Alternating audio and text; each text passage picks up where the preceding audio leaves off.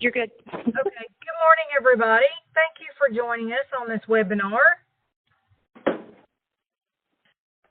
Okay, if I can get it to advance. Why are you not advancing? There we go. Today I'm going to be talking to you all about how to protect yourself from enrollment fraud, and therein maybe pass this information on to our beneficiaries. So when you're counseling them, and they come to you with, hey, an agent came to my home, or, anything like that.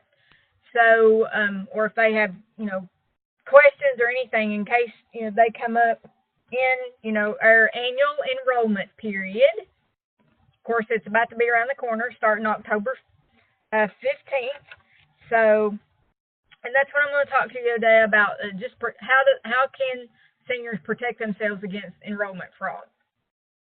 I've got a video I'm going to show you all, so hopefully it's going to work, and you all be able to hear it.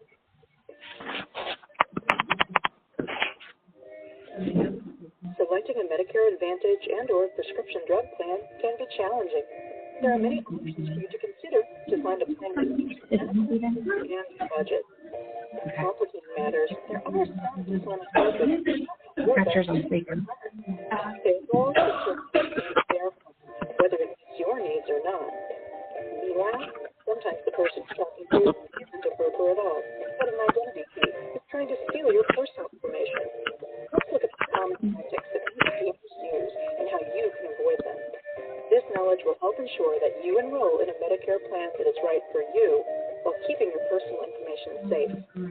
Family members and friends of Medicare beneficiaries may find this information useful for helping their loved ones select an appropriate plan while keeping confidential information secure.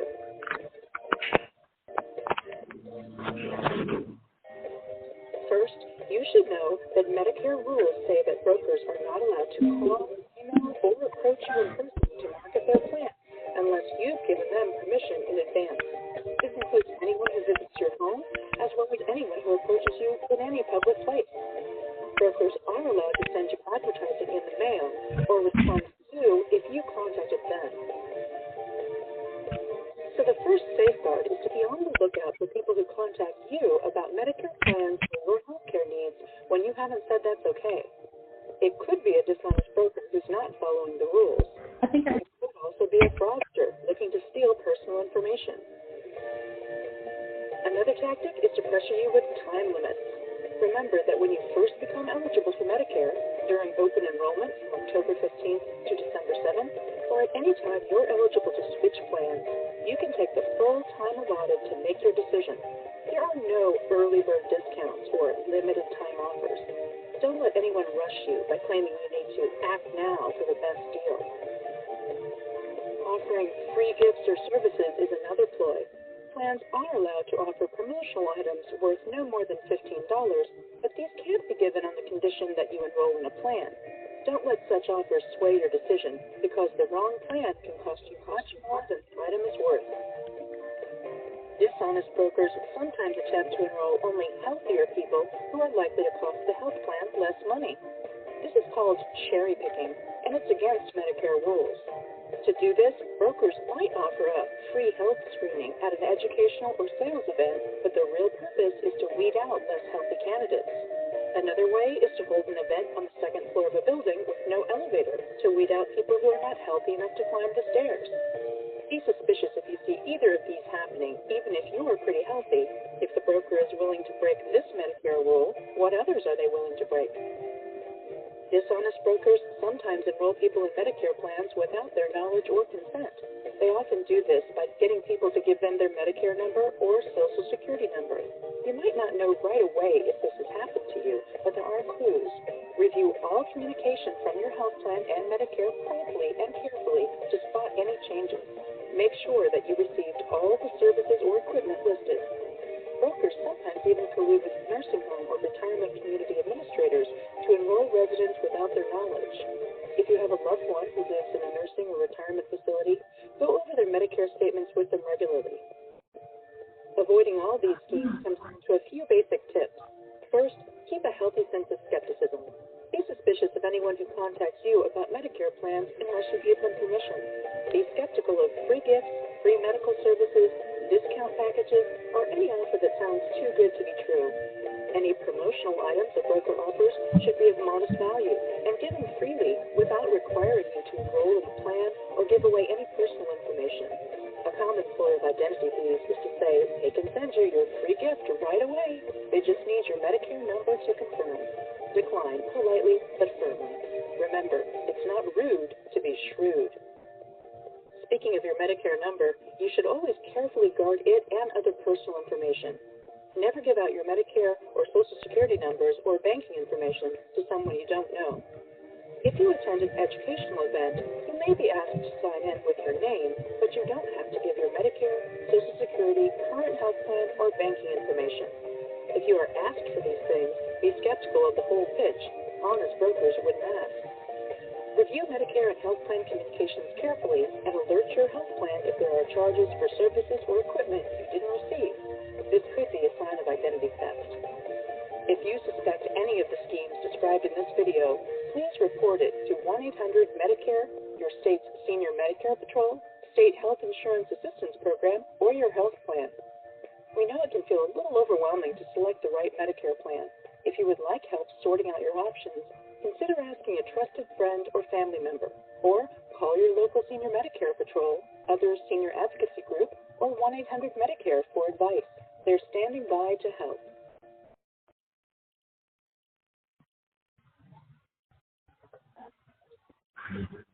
All right, guys. So what do y'all think about the video? I thought it was a pretty good video. So some of the 4 points that I want to talk to you today about enrollment, what to remember about enrollment fraud. Some points to remember. Got to know the rules about how plans and agents can contact and market. And I think I attached some of the marketing guidelines. If not, I can send you the link to all the CMS marketing guidelines. There's a few changes coming up. So that's some things to remember is know the marketing guidelines, the do's and don'ts. There's also a webinar coming up that through the SHIPSMP Resource Center that they do every year. It's called Can They Do That? And I think that is in September. I think they've got that scheduled for September. So if you all would, want to enroll in that, you can get credit hours for that also. And it's a really good webinar. I usually sit on that also because I'll sometimes learn a few things. Another point to remember is know how to avoid potential enrollment fraud. And I'll be teaching you a few things about that. The other one is know how to protect yourself from enrollment fraud. So one is how to avoid it, next is how to protect yourself. And another thing is how to report it. So any of these issues that come up is know how to report it. That's the very big thing. Okay, there we go. So here's the communications and marketing guidelines for 2019. I said here is they're from CMS. CMS just put them out in July. So you can go to this link. I can actually click this link right now and it'll take us to them. They're really easy to, well, at least I think it will. It may not. But this link's very good. It should take you to, in the webinar, it should take you to the list of the marketing guidelines, and I've already got those printed out. So if anybody wants me to email them to them, I can. Here's some of the changes in the 2019 Medicare and marketing and communications and marketing guidelines. The first big change is Medicare's renamed it. It is no longer Medicare marketing guidelines. It is now the Medicare Communications and Marketing Guidelines. So that's one of the big changes. Another big change is the guidelines on how marketing materials are categorized. It's either, they can be classified as either communication or marketing now. So communications are like activities or use of material to provide information to current or prospective enrollees. Making it more general of the two. So those actually materials do not follow under CMS's, where they have to approve them.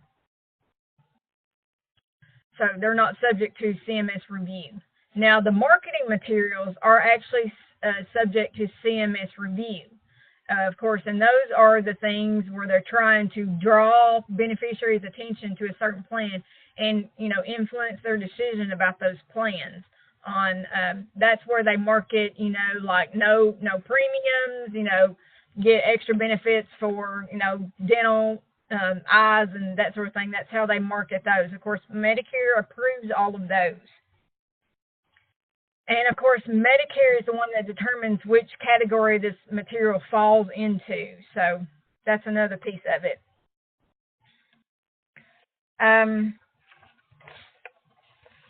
So another thing that's new for 2019 is contact by email.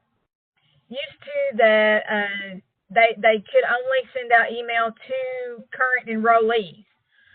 Now plans are actually can send out unsolicited email to potential enrollees or potential as long as they have an opt-out function in that email. And also in the subject line of that email, it must have marketing, must appear in the subject email line, and this is all for potential enrollees. So if somehow they've gotten your email address, they can actually send out email to everybody. So they've it's like they've merged this in with mail, because all plans can send out mail.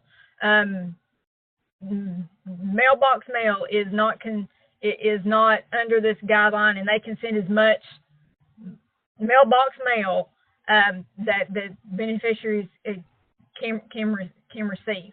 Of course, agents are permitted to make unsolicited direct contact with potential enrollees through conventional mail or other print media, such as advertisements or direct mail. Agents still cannot make unsolicited telephone calls to beneficiaries or approach potential enrollees in common areas. So that's still a no-no. The phone calls and approaching them in common areas is still a no-no. So that's some of the big changes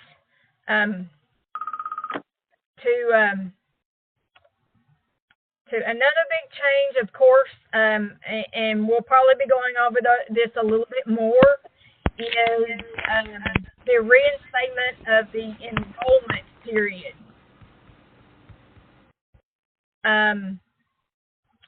So, of course, now, October 15th through December 7th is now known as the annual enrollment period.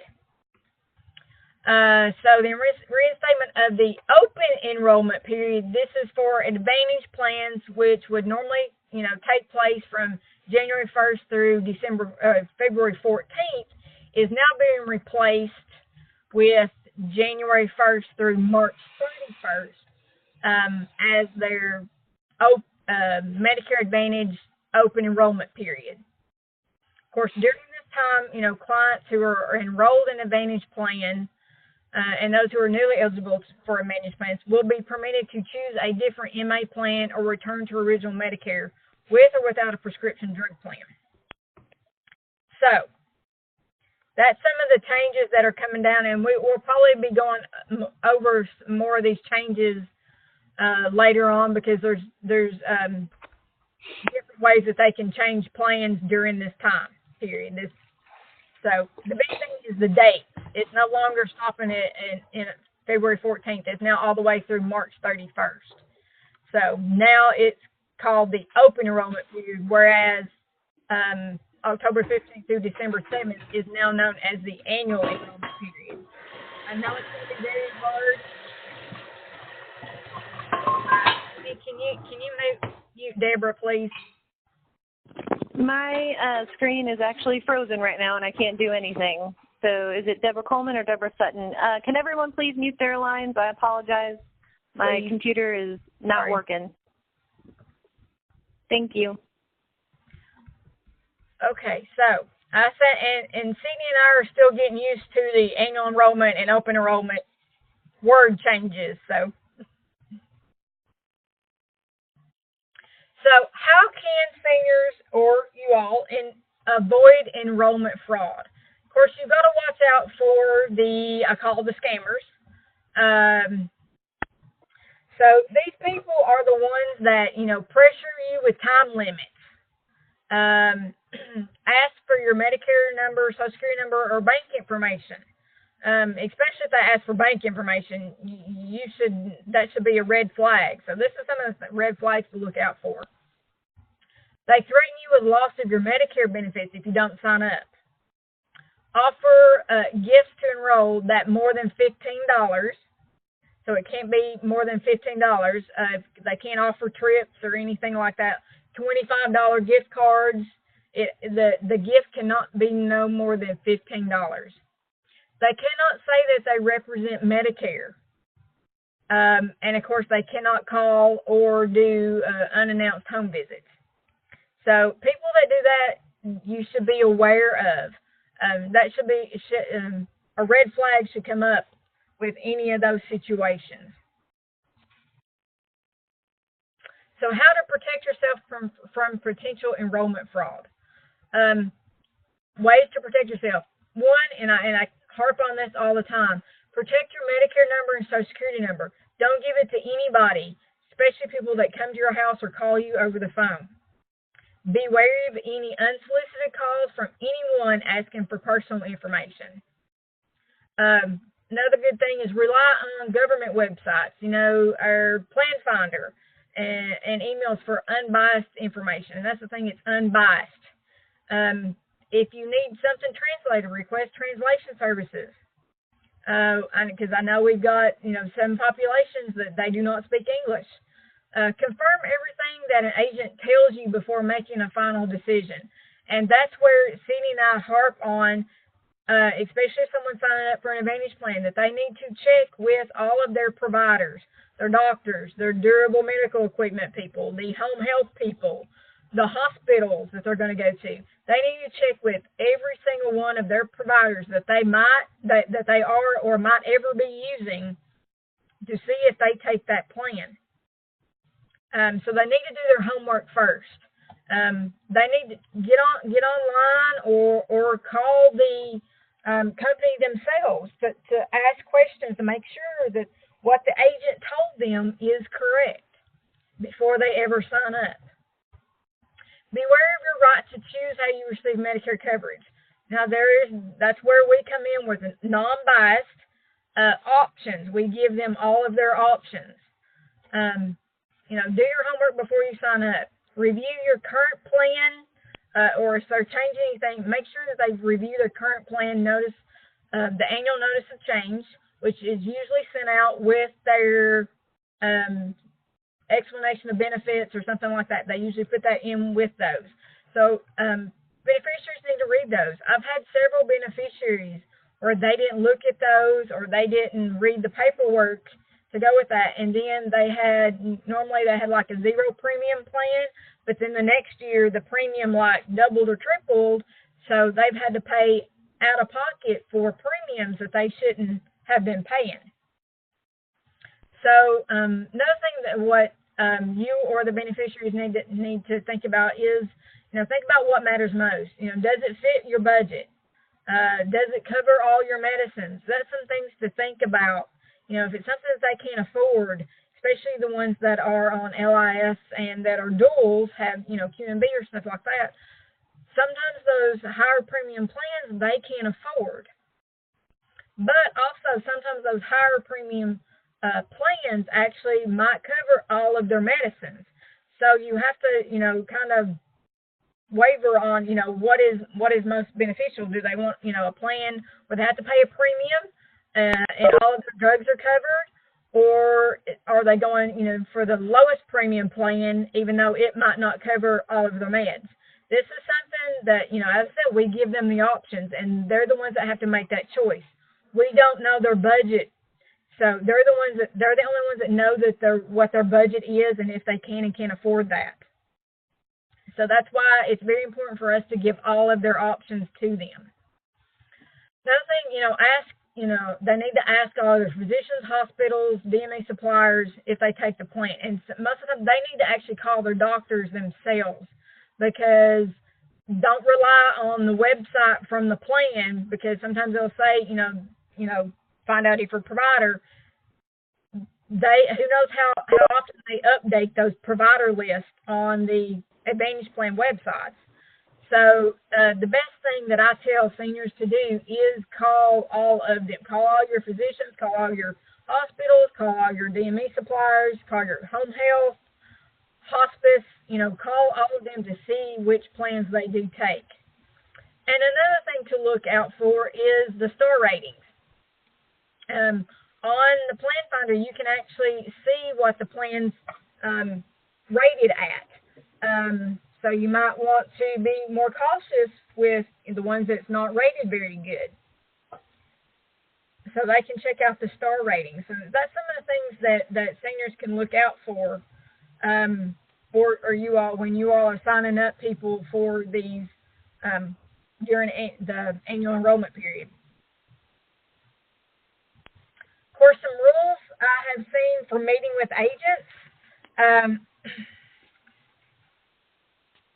And this is just things that need to get out there to the beneficiaries. During your meeting with these agents, if you have set up one, make sure that the agent gives you plan material. Don't just go in there with the agent giving you nothing. If they don't give you anything, that should be a red flag. They should go in with materials, their card, anything about the plan that they're trying to sell you. If they don't give you anything, I said that should be the very first red flag that something's not right. So I would just ask them to leave. That's just me. They should be able to tell you how to get more, and these are the good agents. They should be able to tell you how to get more plan information. So if you have more questions later on, that you can call the plan. They should tell you about plan options. The plan options you agreed to discuss. They should give you an enrollment form and collect it, the completed enrollment form, and that's just after you've signed it. Don't let them take a unsigned enrollment form if you're still on the fence about if you want to sign up for this plan or not. They should leave their business card, but agents really don't need to leave their business card for you to give to friends and family. I don't recommend that. They can, but I really don't recommend them doing that. Some other things are rules for meeting with agents. They shouldn't charge you a fee to process your enrollment in a plan. If they do, that should be a big red flag. Good agents shouldn't steer you to a particular plan. Hopefully, they'll say, well, maybe this plan's not the best for you. Maybe this one over here might be better for you. That's the good agents you need to look for. Another thing to look at, if they tell you any incorrect information. For example, this is the best plan out there. This plan takes all of your providers. Everybody accepts this plan. That should be red flags.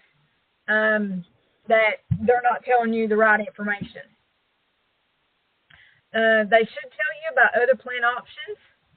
They should that you haven't agreed to discuss. For example, they should not. If you agree to talk about Advantage plans, they can't talk to you about supplements or something, or vice versa. If you agree to talk about supplements, they can't come in and try to sell you an Advantage plan. That is definitely a no-no. They cannot pressure you to join their plan by saying things like, you have to join this plan or you won't have coverage next year, anything like that, trying to threaten the beneficiaries are thinking that they'll lose their coverage. They should not ask you to give names or phone numbers or addresses so that they can sell to your friends or family. That is definitely a no-no. They cannot ask you to sign the enrollment form before you're ready to join. So that's why I say, if you're still on the fence, do not sign that enrollment form. Because once you sign that enrollment form, it's saying it's okay for them to sign you up. So don't sign on the dotted line unless you're absolutely, positively, for sure, have all your questions answered and everything. So here's some examples of enrollment fraud that I have dealt with before. An agent enrolled a beneficiary into a plan without their permission.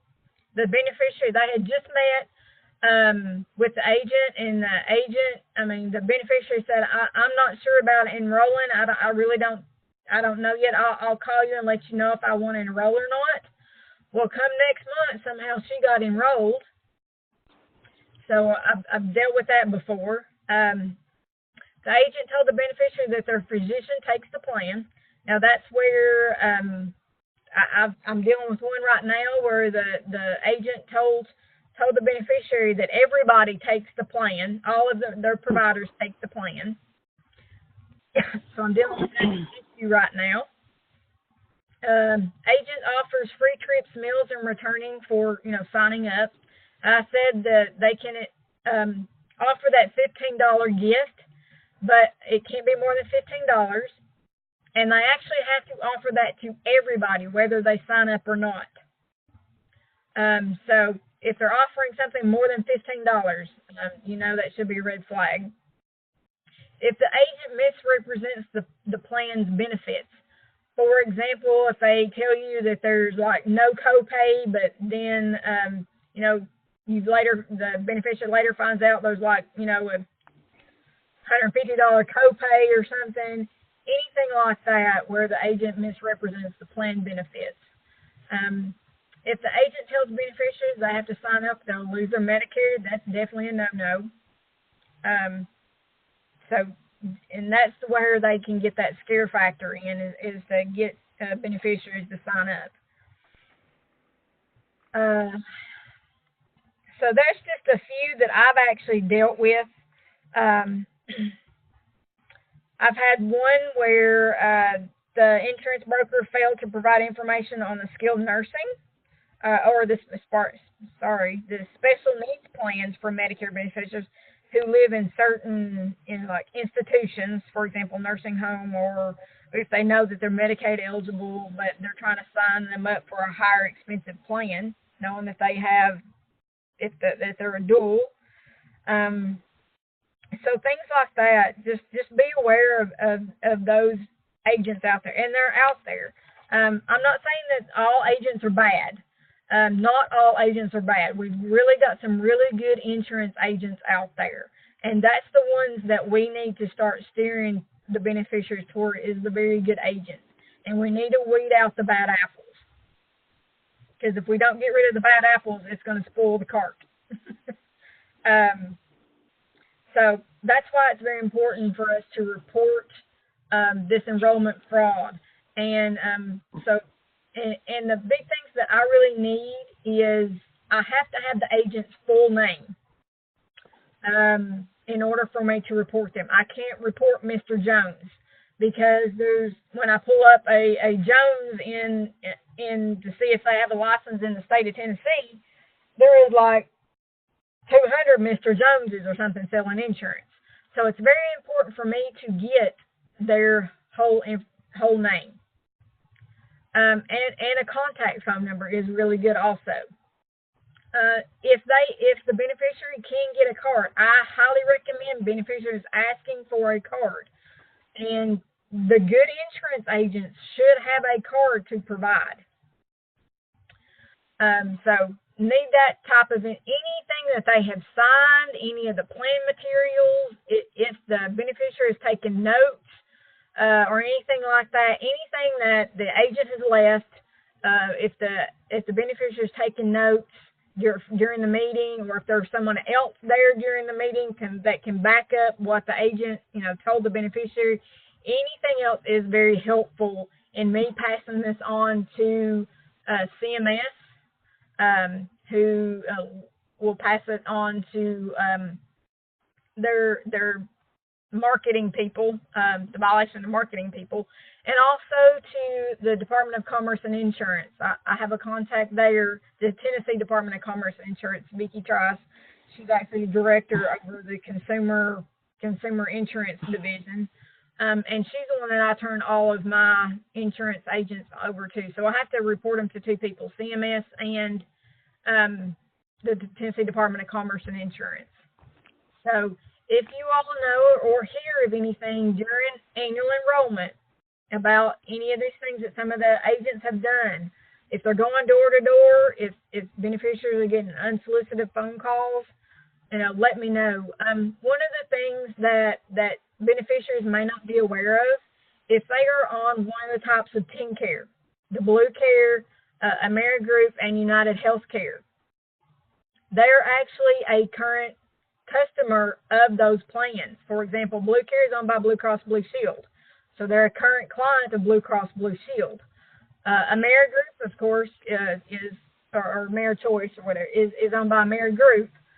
So they're a current client of AmeriGroup. And, of course, United. If someone's on one of the United plans, then they're a current client of United. And if they are a current client, then that gives the plans permission to call them.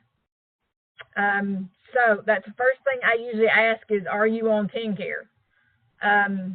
So because the plans usually send these lists out to the agents, because not all of them employ agents. They contract out with the agents and stuff like that to sign people up for their plans. So that's why it's very important for beneficiaries to look out for themselves and watch out for people pressuring them to sign up. And another thing, I always get it where they claim that they represent Medicare. I get those all the time. So any type of those, please report those to me so I can send them on so we can weed out these bad apples. Now I'm going to open it up for a case example that I've got, and this is where we can do a little back and forth. And here's the case example. Rick was considering using Medicare's open enrollment period to switch from original Medicare to a Medicare Advantage plan. In October, a representative from a Medicare Advantage plan visited Rick's home unannounced. The plan representative explained the benefits of his company's Medicare Advantage plan, including coverage for dental cleanings. Rick was interested in this plan and completed a form he believed would simply allow him to receive more information. 3 months later, in January, Rick received an insurance card from this plan in the mail along with a welcome packet. Rick is confused because he does not remember enrolling in this plan. He worries that he may have been a victim of fraudulent marketing practices. So what else do you all think? Yeah. Cindy, can you unmute everybody?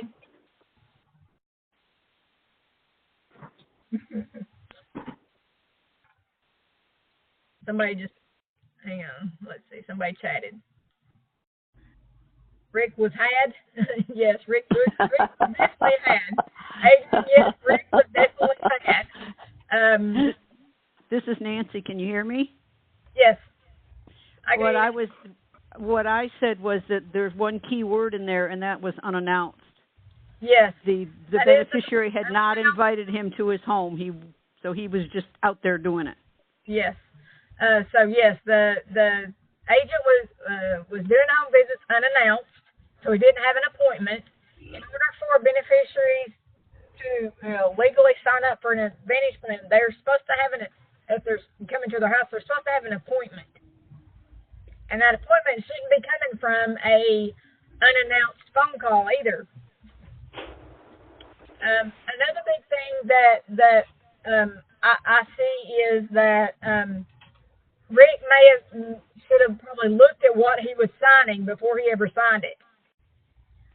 So that's why, at that meeting, that agent, if it was a good agent, should have said, okay, if you're wanting more plan information, here's a number that you can call, or I will, mail you more plan information. Something like that. The agent should not have had to sign anything that day. He should not have to have signed anything to get more information. So that's why I encourage beneficiaries and everybody to read things before you ever sign them. So what do you think can happen from this? So what should happen next? The agent needs to be penalized. Well, how do we do that? Notify you? Yes. Yay! Yes, call me. With his name and phone number if possible, and any other information we can get. Yes, please. And that way I can report him to CMS and the Department of Commerce and Insurance. So hopefully another thing that can happen is, since Rick is, still in this Medicare Advantage plan open enrollment period, we can get him changed, but I might be able to get him retroactively changed back to January 1st. So I can ask CMS to retroactively change him back to what he had prior to January, starting January 1st. So that way he would still keep his old Part D plan and things like that. I can ask CMS to do that. And most of the time, if I can prove that there was a marketing violation, CMS will let that retroactively back to, January 1st. So that's a good thing. But I have to have all the information in order to report it to CMS in order for that to get changed. Because it ships, if you go in just to change him, then it's not going to be retroactive unless you actually call Medicare and do the complaint yourself and get asked for it to be retroactively done. But I really haven't had any issues with getting it retroactively done if it's coming from the SHIPSMP, because the agent, committed pretty much CMS marketing violation. So that's good. If you all have any questions about, what the Medicare marketing guidelines are, I have posted in the resources the CMS regulations and guidance manual for Medicare managed care, the prescription drug benefit manual, and all of that is in this one little Medicare manual right here. So they're all dispersed out through those different manuals.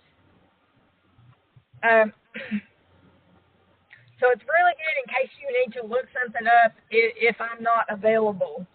So it's always good to keep those handy. Sometimes I have to go look them up myself sometimes just to make sure that I'm doing it correctly. And of course, another one that I keep handy is the Medicare Communications and Marketing Guidelines one. Very good resources to keep handy during annual enrollment period. I don't know if it'll let me go to this. Here we go. All right. See, there's all the manuals that you can look in, the internet manuals. And I discussed this last time on the last webinar about how can you find these manuals. And these are really good to look up things if you don't know. The one that you really need to look at is, here's the prescription drug benefits manual. And let's see, where's the other one? Lonnie, this is Sydney. We're not able to see your screen. It's all kind of checkered out, so we're not able to see what you're seeing. All right, sorry. Let me see if I can go back. Well, it's not letting me. Okay. What is it doing? Okay, let me see if I can go back. No. Loni, while you're doing that, is it okay if I make one clarifying thing from what you said earlier? Sure. So earlier, Loni said we wanted to direct people to the good agents. As SHIPSMP staff and volunteers, we don't refer any beneficiary to any agent at all. So if they want a Medicare Advantage plan, for example, we're going to enroll them ourselves using the Medicare.gov plan finder that we've all used. If they want a Medicare supplemental plan, then we refer them to the company directly to enroll. So we don't have any referrals to agents. We do have contacts with agents in case clients have issues, and we can try and help resolve issues through our agent contacts, but we do not refer a beneficiary to any agent. That is true. Sorry about that. Because most of the time we can sign them up ourselves without having to go through an agent. I'm just saying if they, had an agent, that they've used before or whatever, and they prefer to go to their agent. I mean, that's up to them. We can always get, and I've had one before that, I printed out everything for them from Plan Finder, and they were like, well, I'll just go talk to my agent then. I'm like, that's, that is up to them if they want to do that. So there's the resources. So I'm going to open up for questions now. I'm sorry y'all weren't able to see that.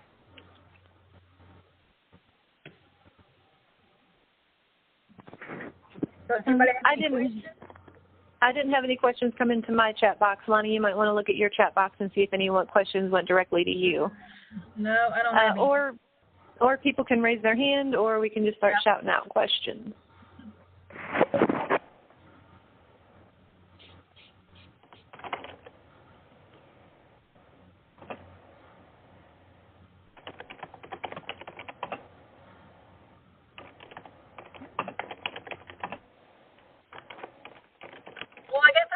About the 2 referrals that I got the other day. Actually, we did have a question just come in. Sorry, Loni, didn't mean to cut you off. Okay. One question came in. You said AmeriChoice was a part of AmeriGroup. Is that true? Yes. Okay, that's the only question that came in. AmeriChoice is owned by AmeriGroup.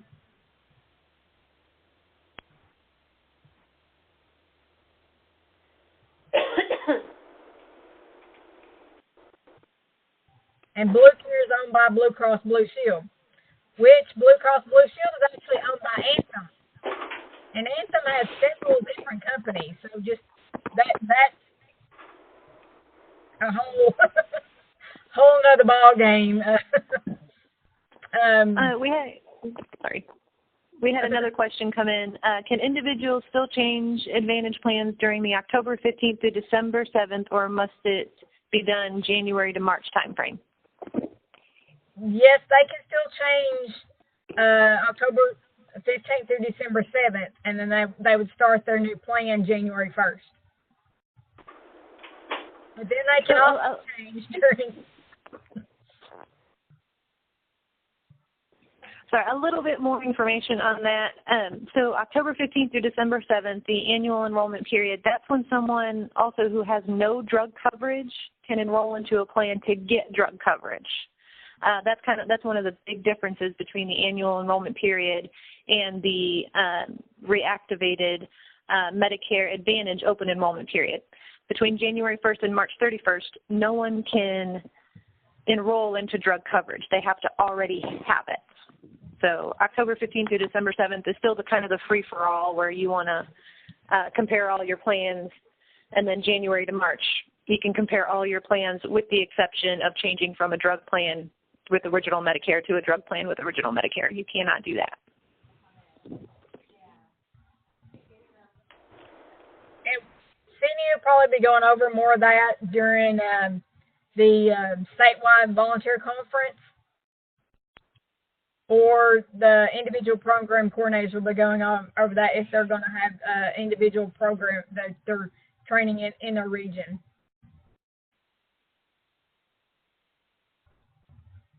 I have no other chatted questions at this time, Lonnie. Okay. Well, I was just going to tell you about the two referrals I recently got, actually yesterday.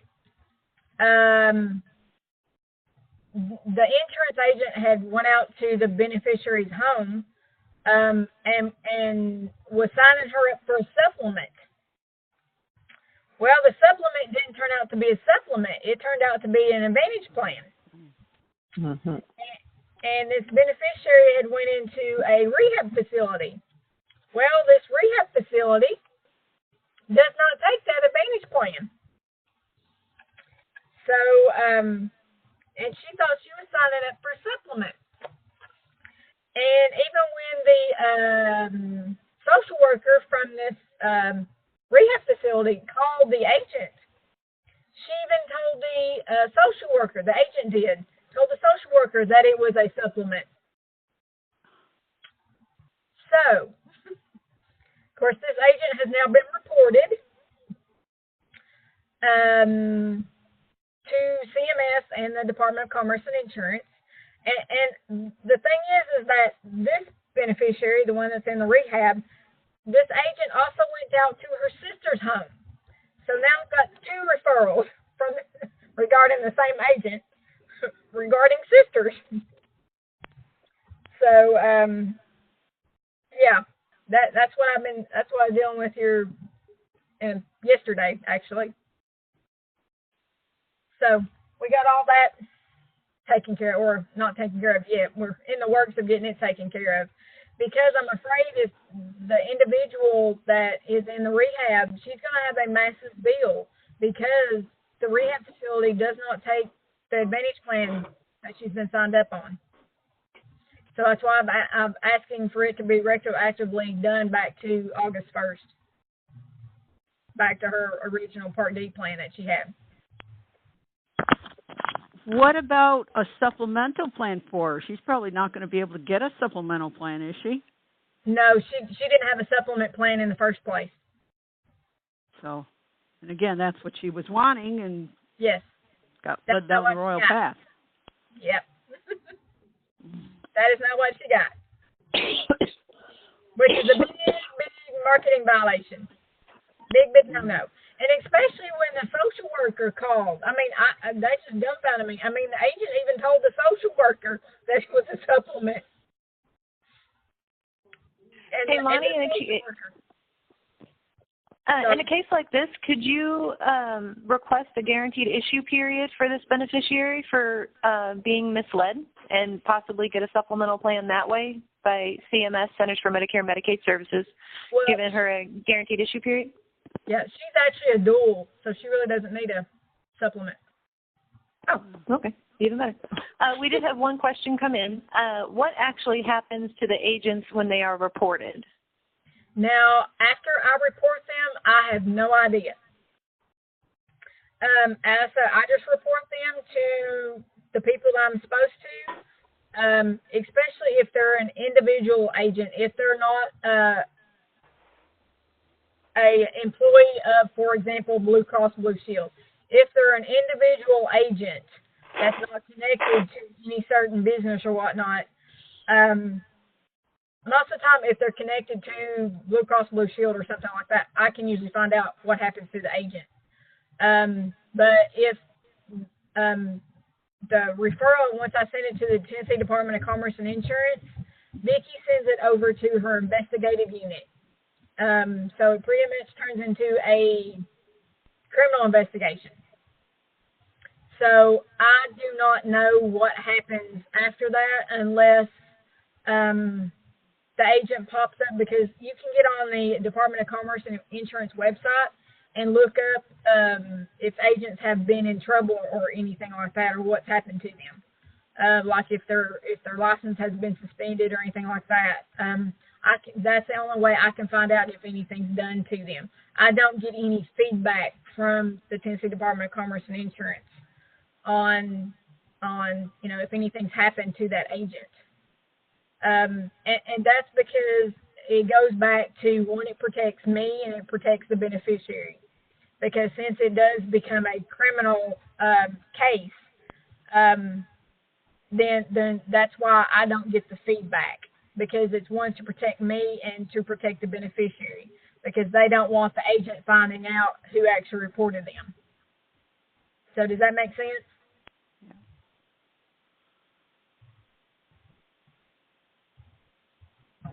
Very good question, Adrian.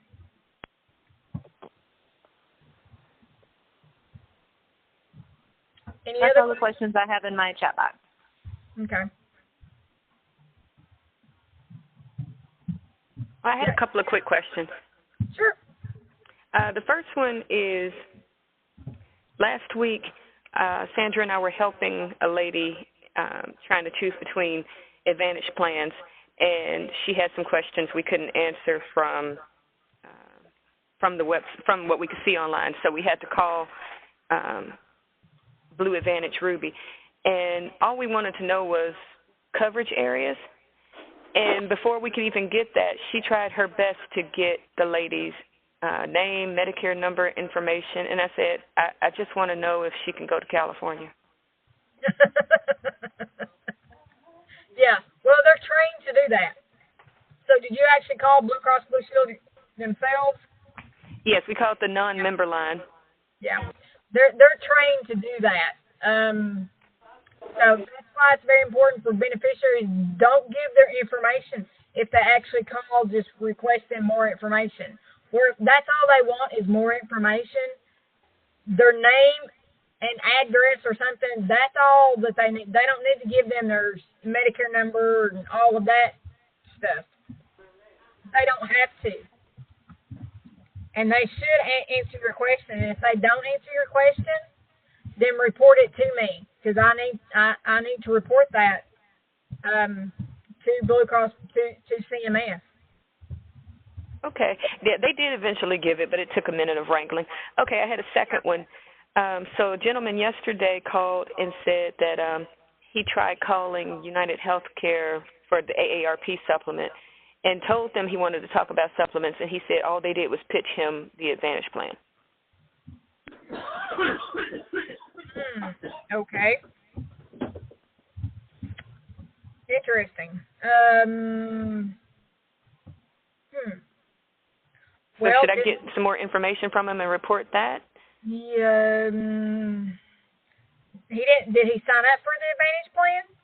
No, but they did convince him to have an appointment, although I think he says he's going to reconsider, because he was like, I was pretty sure I wanted a supplement. He goes, but they pressed really hard. No. Yeah, report that to me. Okay. Call him, get me more information. Because if he called just specifically wanting a supplement and he asked them for a supplement, yet they tried to sell him an Advantage plan or going to try to sell him an Advantage plan, yes, that is a marketing violation. So report that to me. Okay, great. Thanks. It would be helpful if he has the name of the person he talked to at United, if he took notes. And I highly encourage beneficiaries, if you're calling these people, take notes.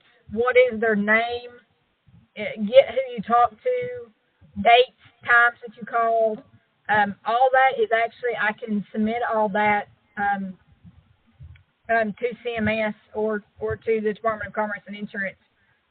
So it becomes very helpful in especially the investigation. So if he has all that, if not, then just at least give me the dates that he called or something, where they might be able to look up the phone call. Because all the Advantage plans are supposed to record all of their calls. So. Okay, cool. I'll give him a call. Thanks. Okay. Hey, Loni, we have had another question come in. And it was, at a commodities event last week, insurance agent had a table set up. The sign stated they were Medicare Hub and did not show that they were insurance agents. I'm not sure if that was really a question, but kind of what do you think about that scenario? Okay, it says the sign said what? The sign said that they were a Medicare Hub, HUB, Medicare Hub. Medicare Hub? Anybody get a picture of that? Anybody take a picture? Please tell me somebody took a picture. Okay. Hey, it's Peanut. all that, and she got pictures. Yeah, I mean, it was just a sign that Medicare Hub. Yeah, next time you see something like that, take a picture. Which agent was that? And just for a reminder, guys, as we're talking about scenarios, please don't use company names or beneficiary names. Remember, this is all going to be public, so kind of keep it generic. Yeah, just send me that information. Will do. Send me an email.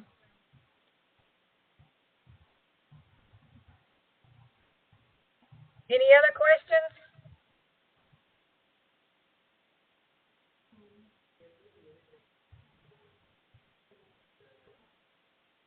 Okay. Cindy, do you have any more typed in? I don't. No more type-ins. So what I'm going to do is I'm going to stop the recording here in just a second. Thank you all so much again for joining the webinar. Many of you have already RSVP'd for the statewide volunteer conference on Thursday, October 4th in Murfreesboro. So if you haven't and you're interested, please be sure to do that. We have 62 volunteers who will be attending, staff and volunteers. And also a very important date, if you need assistance with your hotel accommodations, you have to RSVP no later than Wednesday, September 5th, or else we cannot pay for your hotel room. So we do have a cutoff date, and if you are wanting to attend the conference and need us to pay for your hotel accommodations, please RSVP before September 5th, and we will get that paid for you. And with that, thank you all again. I'm going to stop the recording, and we'll open it up for more questions.